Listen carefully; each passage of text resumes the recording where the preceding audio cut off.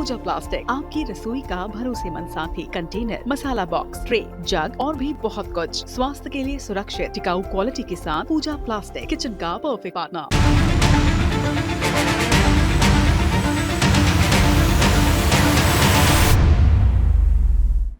नमस्कार, crime time में आप सभी का स्वागत है। मैं हूं नवरत्न पाराशर और बुलेटिन की शुरुआत करेंगे छिंदवाड़ा से, जहां नवेगांव थाना क्षेत्र में लुटेरी दुल्हन का सनसनीखेज मामला सामने आया। सिमरिया के रहने वाले मधु विश्वकर्मा, जिनकी पत्नी का पहले ही निधन हो चुका था, दूसरी शादी की तलाश में थे।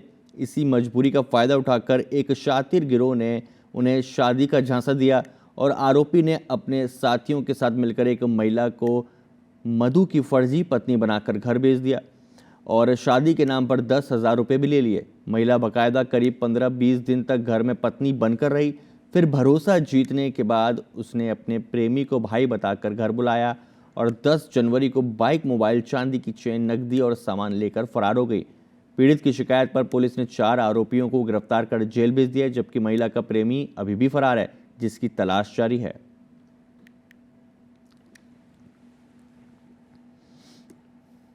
बलराम नागवंशी नाम का मिला, जिसने उसे बताया कि हम तुम्हारे लिए तुम्हारे समाज की महिला को ढूंढ देंगे और जिससे तुम शादी कर लेना।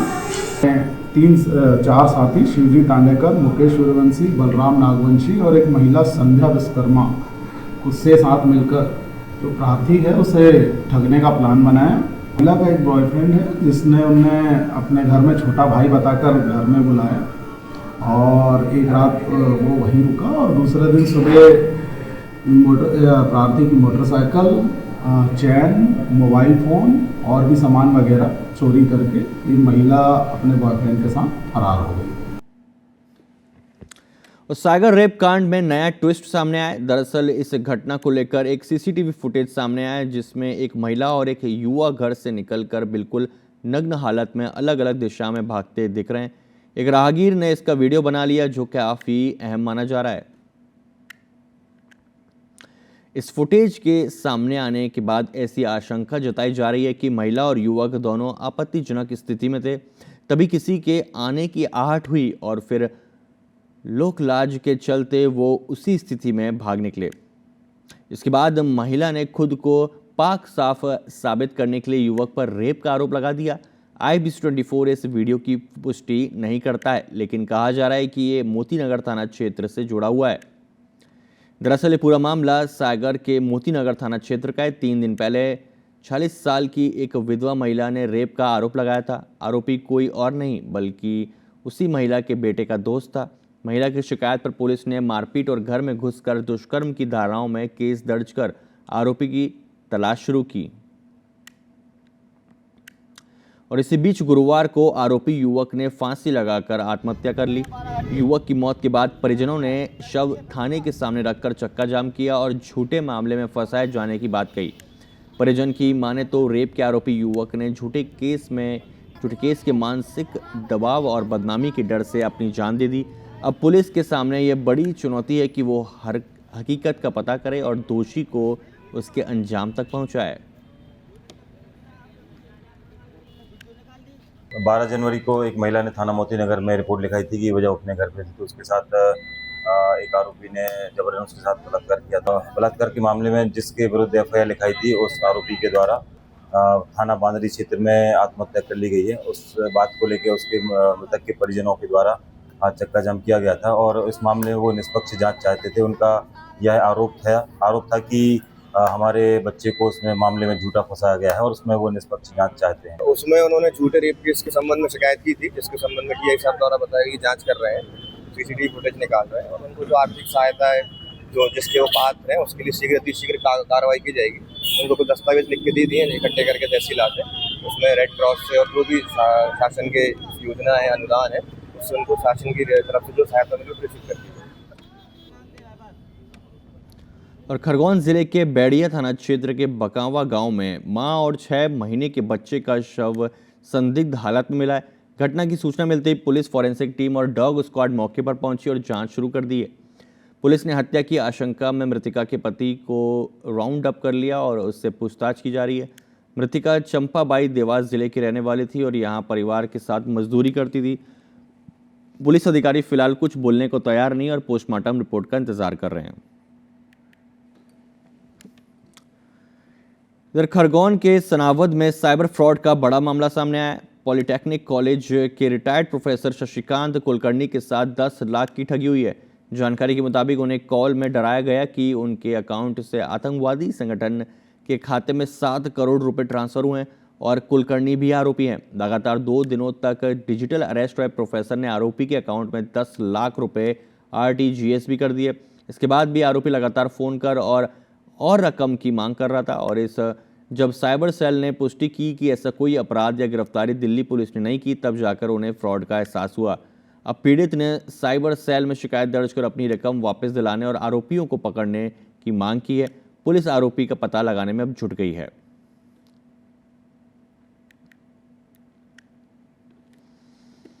कितनी राशि दी अपन ने? कितने पैसे दिए? 10 लाख।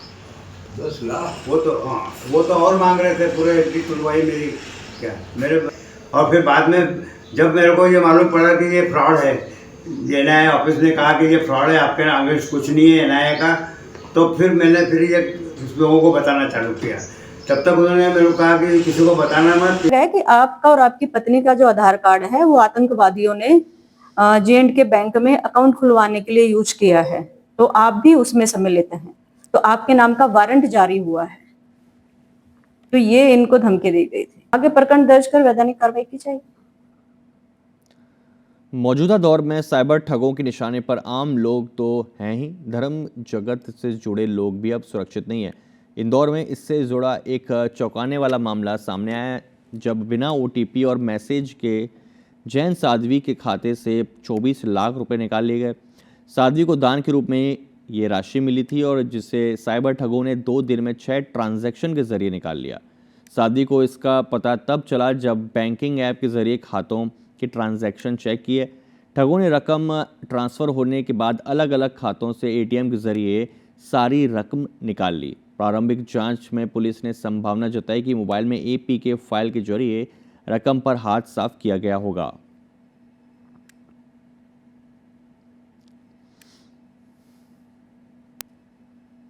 बिना OTP या बिना मैसेज आए हुए पैसा निकल गया है, तो इसमें या तो संभावना ये रहती है कि कोई APK फाइल डाउनलोड हो गई हो और उसके द्वारा उनका मोबाइल जो है हैक हो गया हो और पूरे मैसेजेस जो हैं वो आगे चले गए हैं।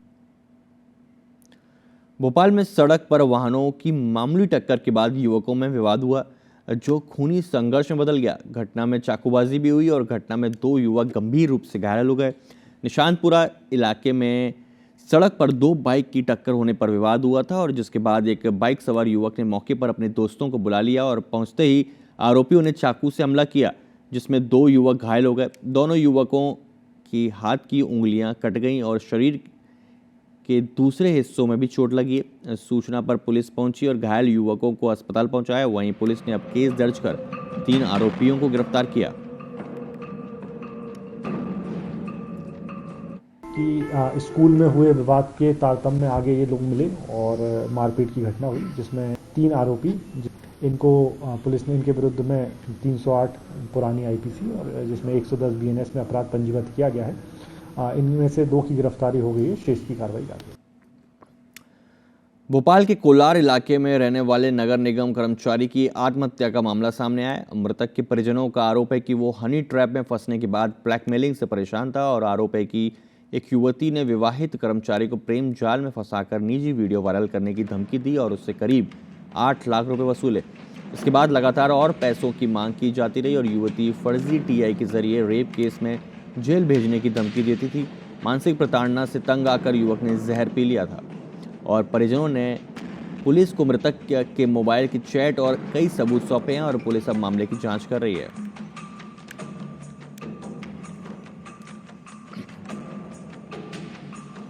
30 वर्षीय हैं, इनके द्वारा आत्महत्या की गई जिसके संबंध में पुलिस के द्वारा मर्डर रजिस्टर कर लिया गया है। पुलिस द्वारा जांच की जा रही है जिसमें जो इसके संबंधित फरियादी है और इसके परिजन हैं सुल्तान के, उनके स्टेटमेंट लिए जा रहे हैं। अभी इस संबंध में कहना बहुत जल्दी होगा कि किसी की संलिप्तता है या कुछ इसमें अबेटमेंट है, पुलिस जांच कर रही है, जांच उपरांत ही इसमें निष्कर्ष निकाला जा सकता है। सिंगरौली में उत्तरी समिति धान खरीदी केंद्र से 94 बोरी से ज्यादा धान चोरी का मामला सामने आया है। आरोप है कि गांव के ही पंचायत सचिव ने धान चोरी करवाया। बताया जा रहा है कि चोरी करने वाले युवक ने पकड़े जाने पर सीधे सचिव का नाम लिया, जिसका वीडियो सोशल मीडिया पर तेजी से वायरल हो रहा है। ग्रामीणों का आरोप है कि समिति प्रबंधक ने थाने में शिकायत दर्ज नहीं कराई और सचिव के साथ मिलकर मामले को दबाने की कोशिश की। इससे नाराज किसान कलेक्ट्रेट कार्यालय पहुंचे और न्याय की मांग की।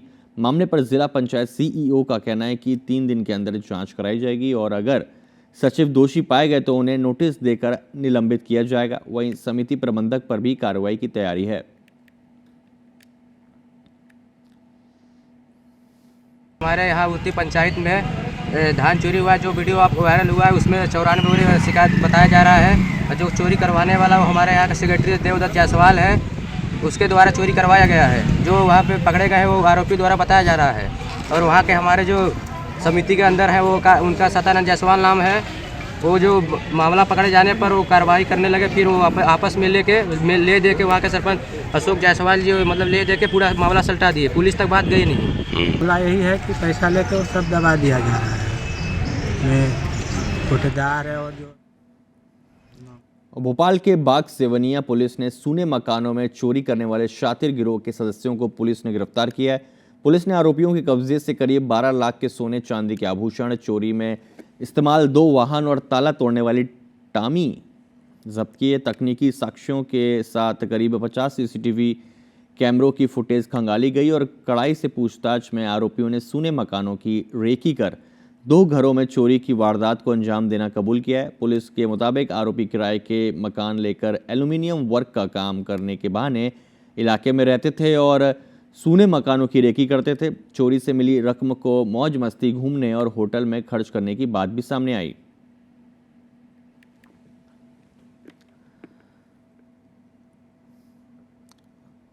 भोपाल में बढ़ते अपराध को लेकर पुलिस कमिश्नर हरिनारायण चारी मिश्र ने आदेश जारी किया है। इसके अनुसार किराएदार, पेइंग गेस्ट, सर्वेंट, मजदूर, हॉस्टलर, गार्ड, ड्राइवर की जानकारी देनी होगी और इसके साथ ही स्पा सेंटर, ब्यूटी पार्लर में काम करने वालों की जानकारी देना भी ज़रूरी होगा। इसके साथ ही छात्रावास में रह रहे छात्र छात्राओं, होटल, लॉज, धर्मशाला और गेस्ट हाउस जैसे प्रतिष्ठानों में ठहरने वालों की जानकारी निर्धारित प्रोफार्मा में रखना आवश्यक है।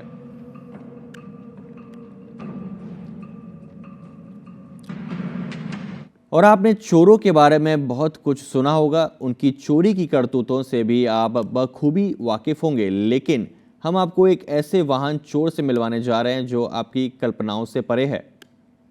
ये ऐसा चोर है जिसे बाइक तक चलानी नहीं आती, जिसके चलते उसने स्कूटियों को निशाना बनाना शुरू कर दिया और 1-2 नहीं बल्कि 36 स्कूटियों पर हाथ साफ कर लिया। इतना ही नहीं, उसने चोरों का एक ऐसा रैकेट खड़ा किया जो स्कूटी चुराने के साथ साथ उसे ठिकाने लगाने के काम करते थे। पुलिस के लिए सिरदर्द बने इस स्कूटी चोर के साथ पुलिस ने 20 उन लोगों को गिरफ्तार किया जो इससे चोरी की गाड़ियां खरीदते रहे और दिखने में जितना ये आम है उतना ही शातिर चोर है। माथे पर एक टैटू भी है जिस पर माँ लिखा है। माँ के इस लाडले ने रायपुर के लगभग हर इलाके से गाड़ी चुराई और अब पुलिस लंबे समय से इन चोरियों से परेशान थी।